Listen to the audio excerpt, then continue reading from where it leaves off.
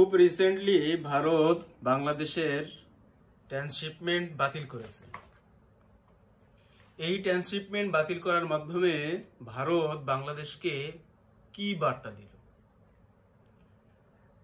ভারতের পক্ষ থেকে কি ট্রান্সশিপমেন্ট বাতিল করার আগে কোনো বার্তা বাংলাদেশকে প্রেরণ করা হয়েছিল? না, প্রেরণ করা হয়নি।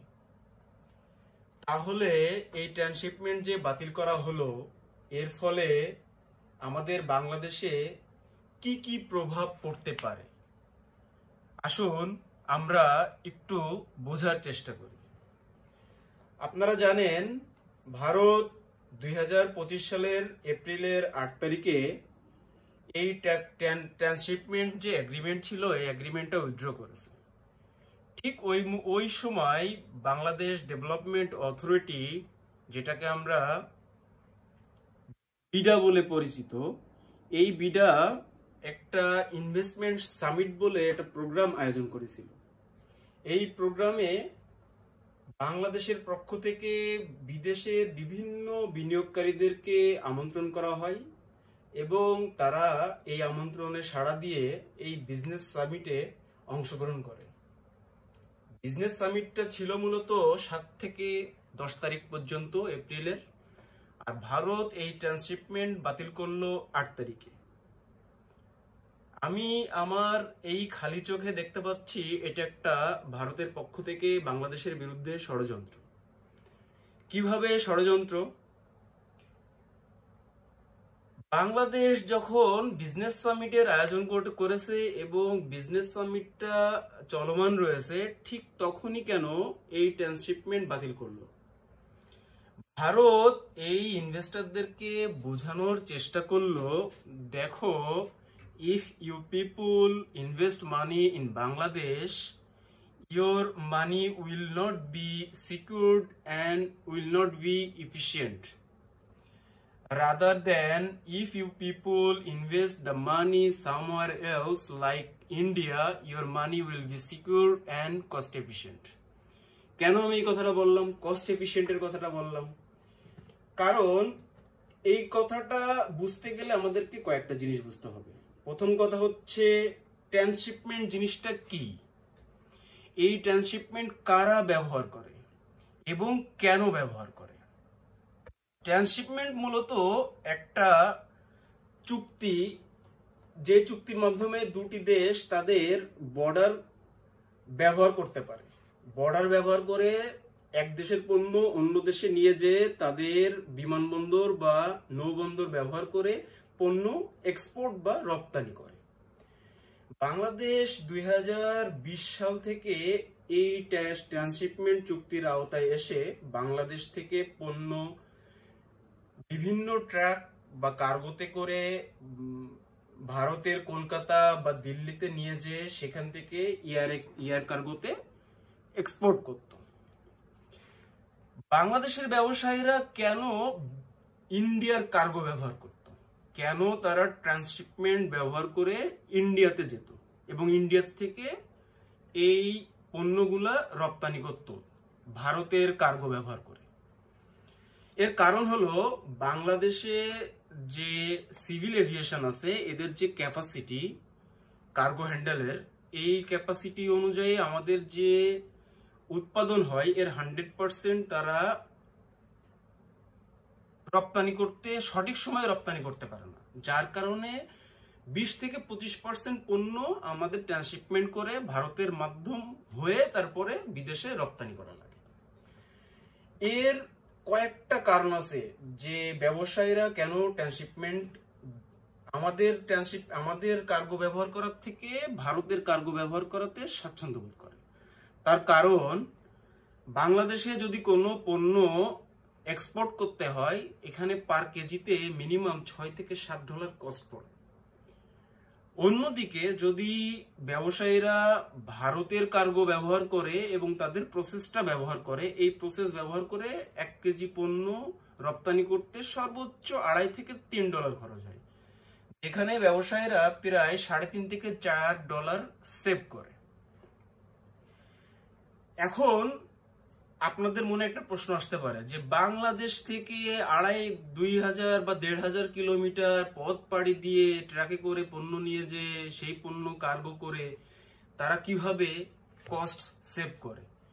এর কারণ আমি মনে করি বাংলাদেশের যে সিভিল এভিয়েশন আছে এরা মূলত অথর্ব এবং এদের স্কিলের প্রচুর অভাব আছে। কারণ আমরা সবাই জানি যে বাংলাদেশের যে প্রতিষ্ঠানগুলো আছে সরকারি প্রতিষ্ঠান, এখানে অফিসাররা সকাল 11টার সময় আসে, এসে অফিস শুরু হতে হতে তারা দুপুরের খাবার খাওয়ার জন্য ব্যস্ত হয়, আর দুপুরের খাবার খেয়ে অফিসে আসার সাথে সাথে তারা বাড়ি যাওয়ার জন্য প্রস্তুতি নেয়। এর ভিতরে দেখা যায় যে যে কাজগুলো করার দরকার ছিল সেই কাজগুলো হয় না। ঠিক এই ঘটনাটাই বাংলাদেশ সিভিল এভিয়েশনে ঘটেছে, বিমানে ঘটেছে। বিমানে বাংলাদেশ থেকে ব্যবসায়ীরা পণ্য নেওয়ার জন্য যখন পণ্য টার্মিনালে পৌঁছায়, এই টার্মিনালে পণ্যগুলা 7 থেকে 8 দিন এমনকি 20 দিনও পড়ে থাকে। এটা বিভিন্ন জটিলতার কারণে। এই জটিলতার কারণে একটা পণ্যের জট তৈরি হয়। এই জটকে ট্যাকেল দেওয়ার জন্যই মূলত ট্রান্সশিপমেন্ট ব্যবহার করে কিছু পণ্য আমরা বিদেশে এক্সপোর্ট করি। এখন ভারত যে ট্রান্সশিপমেন্ট বাতিল করলো, এতে কি আমাদের বাংলাদেশের ব্যবসায়ীদের কোনো ইফেক্ট পড়বে? আমার ব্যক্তিগত মতামত অবশ্যই পড়বে, এবং এর ফলাফল খুব বেশি ভালো না। আর এই যে ট্রান্সশিপমেন্ট বাতিল করলো এবং আমরা যে প্রবলেমের সম্মুখীন হব এখন নির্ধারিত সময়ের ভিতরে আমরা প্রোডাকশন আসবে হয়তো বা, কিন্তু এই প্রোডাকশন কিভাবে এক্সপোর্ট করব এটা নিয়ে ব্যবসায়ীরা অনেক প্রবলেম ফেস করবে। এটার থেকে পরিত্রাণ পাওয়ার উপায় কি? বাংলায় একটা কথা আছে যে যত মুশকিল তত আসান। আর আরো একটা প্রবাদ আছে যে ঠেলাই পড়লে ঢেলাই নামাজ পড়ে। দেখেন, বাংলাদেশের ক্যাপাসিটি আছে, এই বাংলাদেশের যে পরিমাণ প্রোডাকশন হয় এই প্রোডাকশন 100% কার্গোতে করে বাইরে এক্সপোর্ট করার। আর বাংলাদেশে যদি কার্গো নাও থাকে, বিশ্বের বিভিন্ন দেশে কার্গো পাওয়া যায় ভাড়া নেওয়ার জন্য, এবং সেগুলো ভাড়া নিয়ে যদি চেষ্টা করা হয় তাহলে 48 ঘন্টার ভিতরেই এই প্রবলেম সলভ করা যায়। এবং এই প্রবলেম সলভ করার জন্যই বাংলাদেশের গভর্নমেন্ট এবং বাংলাদেশ সিভিল এভিয়েশন যৌথভাবে যদি কাজ করে তাহলে সমস্যার সমাধান হবে। অন্যদিকে যদি বাংলাদেশ চায় যে না, আমরা এখন আগে ল্যান্ড হয়ে ভারতে যে ট্রান্সশিপমেন্ট করতাম, এখন আমরা ভারতে না, আমরা এখন জাহাজে করে পণ্য নিয়ে শ্রীলঙ্কায় যাব, কলম্বো থেকে ট্রান্সশিপমেন্ট করব বা মালদ্বীপ থেকে ট্রান্সশিপমেন্ট করব, এটাও পসিবল। এবং সেখানেও অনেক কস্ট এফিশিয়েন্ট ব্যাপার আছে। কিন্তু আমার কাছে কথা হচ্ছে, বাংলাদেশ কেন এত বড় একটা এক্সপোর্ট সেক্টরকে সুরক্ষা দেওয়ার জন্য নিজেদের ব্যবস্থাপনায় ভালো কোনো টার্মিনাল নির্মাণ করতেছে না বা করে না? এই কথাটা আসলে পুরোপুরি সত্য নয়। বাংলাদেশে ঢাকা ইন্টারন্যাশনাল এয়ারপোর্টে টার্মিনাল আছে, এবং সেখানে যদি দক্ষ কর্মী এবং যে অফিসিয়াল যে জটিলতাগুলো আছে এই জটিলতাগুলোকে যদি কাটায় ওঠানো যায় তাহলে এই প্রবলেম ইনস্ট্যান্ট সলভ করা সম্ভব। আর যদি আমরা চাই, আরো অনেক এয়ারপোর্ট আছে, যেমন চিটাগাং আছে, আমাদের আরো অনেক এয়ারপোর্ট আছে, এই এয়ারপোর্ট গুলাকে যদি ভালোভাবে ইউটিলাইজ করা যায় তাহলে এই প্রবলেমটা সলভ হবে। কিন্তু আরেকটা কথা থেকে যায় যে বাংলাদেশ থেকে 1 কেজি পণ্য পাঠাইতে $6 থেকে $7 খরচ হয়, কিন্তু ভারত থেকে পাঠাতে ট্রাকের যে খরচ এবং বিমানের খরচ সব মিলিয়ে $2.5 থেকে $3 খরচ হয়। তাহলে এই $4 আমরা সেভ করবো কিভাবে? এটারও একটা সমাধান আছে যদি বাংলাদেশ সরকার এবং বাংলাদেশ সিভিল এভিয়েশন চায়। এটা কিভাবে? দেখেন, বাংলাদেশে যে জেড অয়েল পাওয়া যায়, এই জেড অয়েলের পরে প্রচুর পরিমাণে শুল্ক আরোপ করা আছে, যার কারণে এই জেড অয়েলের মূল্য অনেক বেশি। বাংলাদেশ থেকে যদি কেউ কোনো বিমান জেট ফুয়েল নিতে চায়, তাকে যে পরিমাণ পে করতে হয়, ভারত থেকে বা অন্য দেশ থেকে যদি জেট ফুয়েল নেয় তার থেকে অনেক কম টাকায় তারা জেট ফুয়েল নিতে পারে। বাংলাদেশ থেকে যদি জেট ফুয়েল নেয় তাহলে দেখা যাচ্ছে এটা 150 থেকে 200 টাকার কাছাকাছি চলে যায়, কিন্তু অন্য দেশ থেকে দেখা যাচ্ছে 125 থেকে 30 টাকার ভিতরে পাওয়া যায়। তো আমার যে মত সেটা হচ্ছে, ভারত আমাদের সাথে ষড়যন্ত্র করে একটা বার্তা দেওয়ার চেষ্টা করেছে ব্যবসায়ীদেরকে প্লাস ইনভেস্টরদেরকে, যে দেখো বাংলাদেশের পরিস্থিতি এবং বাংলাদেশের যে ব্যবসায়িক এনভায়রনমেন্ট এটা আসলে তোমাদের জন্য অনুকূলে নয়, তোমাদের প্রতিকূলে। আমরা সাপোর্ট দিই বলে বাংলাদেশ এই ব্যবসা বাণিজ্যগুলো করতে পারে। এখন বাংলাদেশ যদি খুব দ্রুত এই স্টেপগুলা নিয়ে এই প্রবলেমগুলো সলভ করে, তাহলে আমার মনে হয় না যে এই ট্রান্সশিপমেন্টের জন্য বাংলাদেশের ব্যবসা খুব বেশি ক্ষতিগ্রস্ত হবে।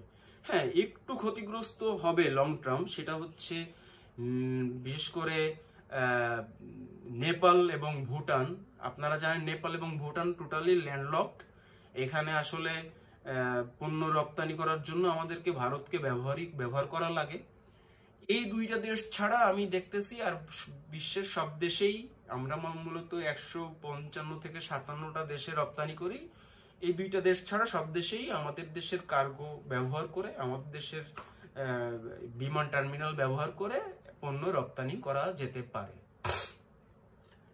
যাই হোক, এই জিনিসটা থেকে আমরা কি শিক্ষা নিতে পারি? এই জিনিসটা থেকে আমরা শিক্ষা নিতে পারি যে কোনো রাষ্ট্রের কোনো বন্ধু রাষ্ট্র থাকতে পারে না। প্রত্যেকটা রাষ্ট্রের কোনো বন্ধু রাষ্ট্র থাকে না, প্রত্যেকটা রাষ্ট্রের কিছু শত্রু রাষ্ট্র থাকে। তো আমরা যদি ভারতকে মনে করি বন্ধু রাষ্ট্র, আমরা ভুল করব। এবং এই ট্রান্সশিপমেন্টের থেকে বাংলাদেশ গভর্নমেন্টকে আরো সচেতন হতে হবে। আর কি কি এগ্রিমেন্ট আছে, যে এগ্রিমেন্টগুলো যদি ভারত উইদাউট নোটিস ক্লোজ করে, তাহলে আমাদের কি কি ইফেক্ট ফেলাইতে পারে, কি কি ইফেক্ট পড়তে পারে, এবং সেই মর্মে আমাদেরকে as soon as possible step নিতে হবে এবং কাজ করা শুরু করতে হবে। আদারওয়াইজ ভারত, আমি মনে করি, আরো কিছু এগ্রিমেন্ট হয়তো বা ক্লোজ করবে খুব শীঘ্রই, করে ডক্টর ইউনূসের সরকারকে একটা চাপ দেওয়ার চেষ্টা করবে, এবং বাংলাদেশে যে অন্যান্য দেশের থেকে ইনভেস্টররা আসতে চাচ্ছে আগ্রহী, তাদেরকে নিরুৎসাহিত করার চেষ্টা করবে। যাই হোক, আপনারা সবাই ভালো থাকবেন। আল্লাহ হাফেজ।